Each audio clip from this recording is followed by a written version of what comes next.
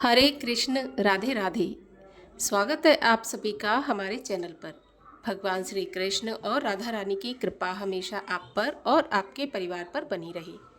आज के इस वीडियो में आप सुनेंगे कार्तिक मास के महात्म के 29 और 30वें अध्याय की कथा। कथा आरंभ करने से पहले आपसे एक ही अनुरोध है, अगर अभी तक आपने चैनल को सब्सक्राइब नहीं किया है, पहली बार चैनल पर आए हैं तो चैनल को सब्सक्राइब करके बेल आइकन पर क्लिक कर लीजिए और अगर कथा पसंद आती है तो लाइक करके शेयर भी करिए। तो आइए सुनते हैं आज की कथा। राजा पृथु ने नारद जी से पूछा, हे नारद जी, कृष्णा और वेणी नदी के तट पर शिव और विष्णु के गणों ने वैश्य के शरीर से कलह को मुक्त किया था। मैंने ये कथा भली प्रकार से श्रवण की थी। मैं ये जानना चाहता हूँ कि यह कार्य उन दोनों नदियों के प्रभाव से हुआ था या फिर इस क्षेत्र के प्रभाव से हुआ था। आप मेरा ये संदेह दूर करके मुझे ये बताने की कृपा करें। देवऋषि नारद बोले, कृष्णा नदी साक्षात भगवान कृष्ण जी का शरीर है और वेणी नाम वाली नदी साक्षात महादेव का शरीर है। इन दोनों नदियों के संगम का महात्म तो स्वयं ब्रह्मा जी भी वर्णन करने में असमर्थ है। आपने ये लोकहित में प्रश्न पूछा है तो मैं आपको इसकी उत्पत्ति का वृत्तांत सुनाऊंगा, सो तुम ध्यान से सुनो। चाक्षुष मनवंतर के आरंभ में एक बार श्री ब्रह्मा जी ने सह पर्वत के शिखर पर यज्ञ करने की तैयारी की। वे यज्ञ का सभी सामान इकट्ठा करके भगवान विष्णु, शिव तथा सभी देवताओं सहित उस पर्वत के शिखर पर पहुंचे। तब महर्षि भृगु आदि ऋषि मुनियों ने ब्रह्म मुहूर्त में उनको दीक्षा देने के लिए एक सभा का आयोजन किया। इसके लिए उन्होंने ब्रह्मा जी की पत्नी स्वरा को बुलावा भेजा। वे बहुत धीरे धीरे आ रही थीं। तब भृगु जी ने भगवान विष्णु से पूछा कि हे प्रभु, स्वरा को शीघ्रता से बुलवाया था किंतु वह अभी तक नहीं आई। ब्रह्म मुहूर्त भी निकला जा रहा है, तो दीक्षा का कार्य कैसे संपन्न किया जाएगा। इस पर भगवान विष्णु ने कहा कि यदि स्वरा यथा समय यहाँ पर नहीं आई तो आप गायत्री को ही स्त्री समझकर दीक्षा का विधान पूरा करा लीजिए। क्या यह गायत्री पुण्य कार्य में इनकी स्त्री नहीं हो सकती? नारद जी बोले, भगवान शंकर ने भी भगवान विष्णु की बात का समर्थन किया। ये सुनकर भृगु जी ने गायत्री को ब्रह्मा के दाईं ओर बिठाकर दीक्षा विधि प्रारंभ कर दी। वे ब्रह्मा जी की दीक्षा विधि कर ही रहे थे कि उसी समय यज्ञ मंडप में स्वरा भी आ पहुंची। ब्रह्मा जी के पहलू में गायत्री को बैठा हुआ देखकर ईर्ष्या और क्रोध से भरकर स्वरा ने कहा, जहाँ पर अपूज्यों की पूजा होती है और पूज्यों की अप्रतिष्ठा होती है, वहाँ पर अकाल, मृत्यु और भय तीनों निश्चित होंगे। ये गायत्री जो ब्रह्मा के दाहिनी ओर मेरे स्थान पर बैठी है, वह अदृश्य बहने वाली नदी बनेगी। आप लोगों ने अविचार से मेरे स्थान पर इसे बैठाया है, अतः आप लोग भी जड़ रूप में नदी बनेंगे। नारद जी ने महाराज पृथु से कहा कि इस प्रकार स्वरा के श्राप को सुनकर गायत्री क्रोध के मारे अपने दांत कटकटाने लगी और उसके होंठ कांपने लगे। यद्यपि देवताओं ने उसे बहुत रोका, परंतु स्वरा को श्राप देते हुए गायत्री बोली, जैसे ब्रह्मा जी तुम्हारे पति हैं वैसे ही मेरे भी पति हैं। तुमने मुझे व्यर्थ ही श्राप दिया है, इसलिए तू भी नदी हो जा। नारद जी ने कहा। तब शिव एवं विष्णु आदि सभी देवताओं ने हाहाकार करते हुए स्वरा देवी को दंडवत प्रणाम किया और प्रार्थना करने लगे, हे देवी, तुमने जो ब्रह्मा आदि सभी देवताओं को श्राप दिया है, इससे यदि हम सब जड़ रूपी नदियां बन जाएंगे तो फिर निश्चय ही ये तीनों लोक नष्ट हो जाएंगे। ये श्राप आपने बिना विचारे दे दिया, अतः तुम इसको वापस ले लो। स्वरा ने कहा, हे देवतागण, यज्ञ के प्रारंभ में आप लोगों ने गणेश जी का पूजन नहीं किया था, इसलिए मेरे क्रोध रूप में यह विघ्न उपस्थित हुआ है। मेरा ये श्राप कभी खाली नहीं जा सकता, इसलिए आप सब अपने अपने अंशों से जड़ीभूत होकर अवश्य नदियां बनोगे। हम दोनों सौतें भी अपने अपने अंशों से पश्चिम की ओर बहने वाली नदियों के रूप में होंगी। देवऋषि नारद बोले, स्वरा के ऐसे वचन सुनकर भगवान ब्रह्मा, विष्णु और महेश आदि सभी देवता अपने अपने अंशों से नदियां बन गए। भगवान विष्णु के अंश से कृष्णा, भगवान शंकर के अंश से वेणी और ब्रह्मा जी के अंश से कुकुद्मिनी नाम वाली नदियां उत्पन्न हो गईं। अन्य देवताओं ने अपने अपने अंशों को जड़ बनाकर वहीं सह पर्वत की चोटियों से अलग अलग बहने लगे। देवताओं के अंश से उत्पन्न नदियां पूर्व को बहने वाली और उनकी स्त्रियों के अंश से उत्पन्न नदियां पश्चिम को बहने वाली बनी। गायत्री और स्वरा दोनों पश्चिम वाहिनी नदियां बनकर एक साथ बहने लगी और उन दोनों का संयुक्त नाम सावित्री रख दिया गया। ब्रह्मा जी ने उस यज्ञ स्थल पर भगवान विष्णु और शिव दोनों की स्थापना की। वे दोनों महाबल और अतिबल नाम से प्रसिद्ध देवता हुए। हे राजन, कृष्णा और वेणी नदी की उत्पत्ति का वर्णन जो भी भक्त सुनेगा या सुनाएगा उनको उनके दर्शन और स्नान का फल अवश्य प्राप्त होगा। 29वां अध्याय समाप्त हुआ। 30वां अध्याय। भगवान श्री कृष्ण सत्यभामा से बोले, हे प्रिय, राजा पृथु नारद जी की बातें सुनकर आश्चर्य में पड़ गए। राजा ने विधिवत नारद जी की पूजा करके उनको विदा कर दिया। इसी कारण माघ मास का व्रत, कार्तिक व्रत और एकादशी का व्रत, ये तीनों मुझे अत्यंत प्रिय हैं। वनस्पतियों में तुलसी, महीनों में कार्तिक, तिथियों में एकादशी और क्षेत्रों में द्वारिका जी मुझे अत्यंत प्रिय हैं। जो प्राणी जितेंद्रिय होकर इनका सेवन करता है वह यज्ञ आदि करने वाले प्राणियों से भी मुझे अधिक प्रिय होता है। जो प्राणी विधि विधान से इनकी सेवा करता है, मेरी प्रसन्नता से उनके सभी पाप नष्ट हो जाते हैं।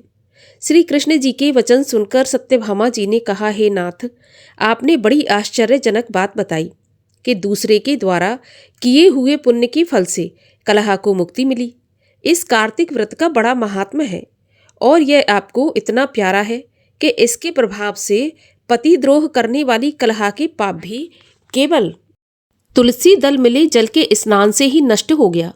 दूसरे प्राणी द्वारा किया हुआ पुण्य उसके द्वारा दूसरे को देने अथवा बिना दिए ही कैसे मिल जाता है, यह आप मुझे समझाइए। भगवान श्री कृष्ण जी बोले, बिना दिए हुए पुण्य तथा मनुष्यों को कैसे मिलते हैं सो आप सुनो।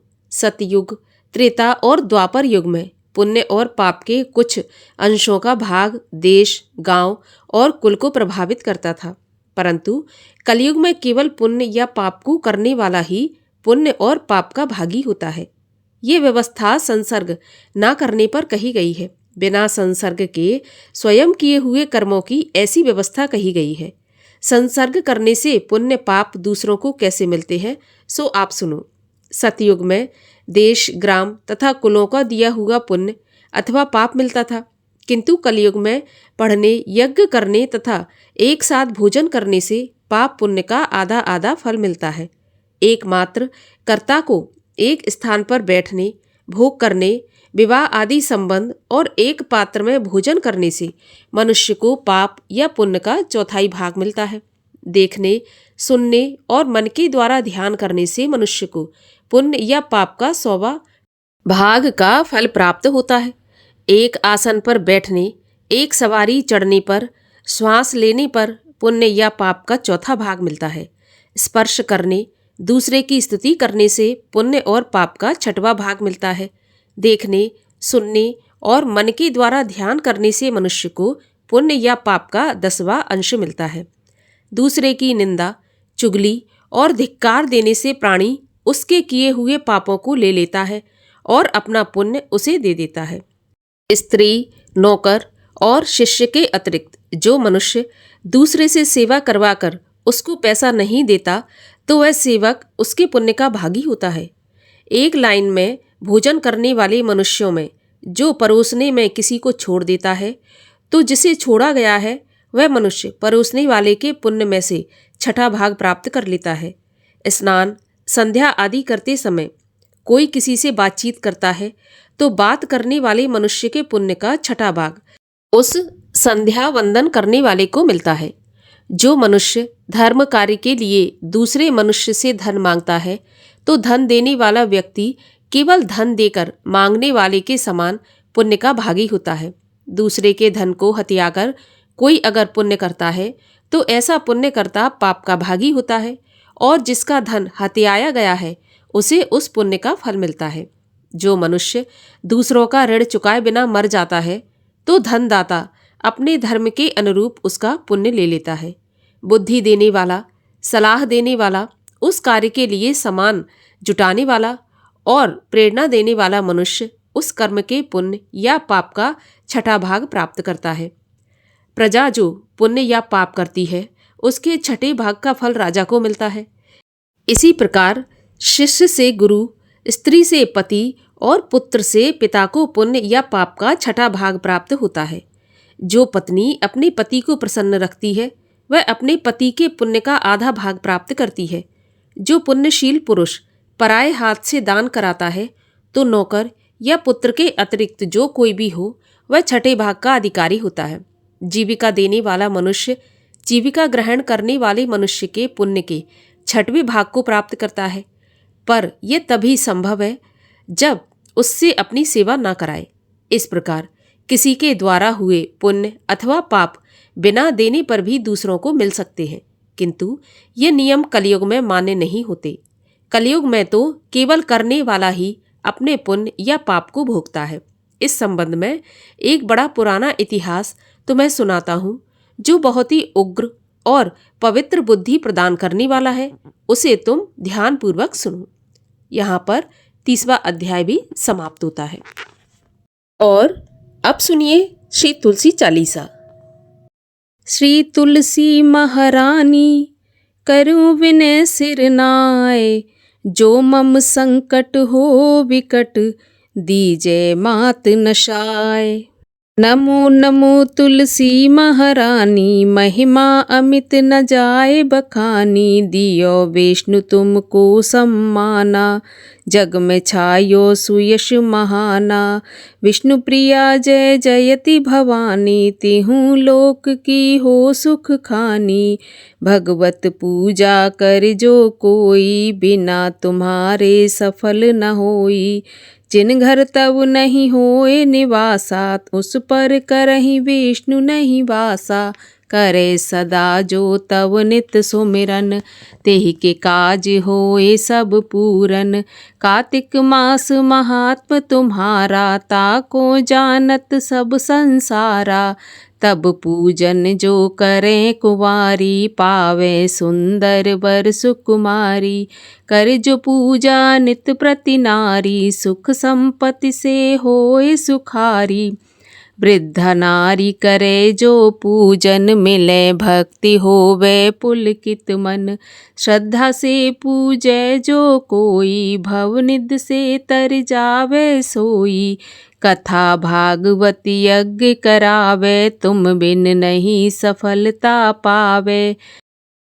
छायो तब प्रताप जग भारी, ध्यावत तुम ही सकल चित धारी। तुम ही माति यंत्रन तंत्रन में, सकल काज सिद्ध होवे क्षण में। औषधि रूप आप हो माता, सब जग में तब यश विख्याता। देव ऋषि मुनि और तपधारी, करत सदा तब जय जयकारी। वेद पुराणन तब यश गावा, महिमा अगम पार नहीं पावा। नमो नमो जय जय सुख कारण, नमो नमो जय दुख निवारण। नमो नमो सुख संपत्ति देनी, नमो नमो अग काठन चेनी। नमो नमो भक्तन दुख हरिणी, नमो नमो दुष्टन मद छेनी।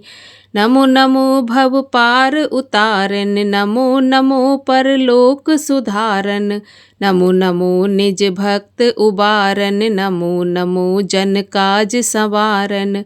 नमो नमो जय कुमति नशावन, नमो नमो सब सुख उपजावन। जयति जयति जय तुलसी माई, ध्याऊं तुमको शीश नवाई।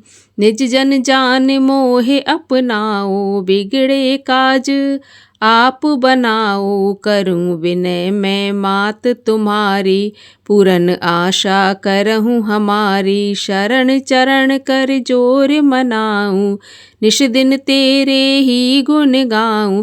करहूँ मात अब मोह पर दया, निर्मल होय सकल मम काया।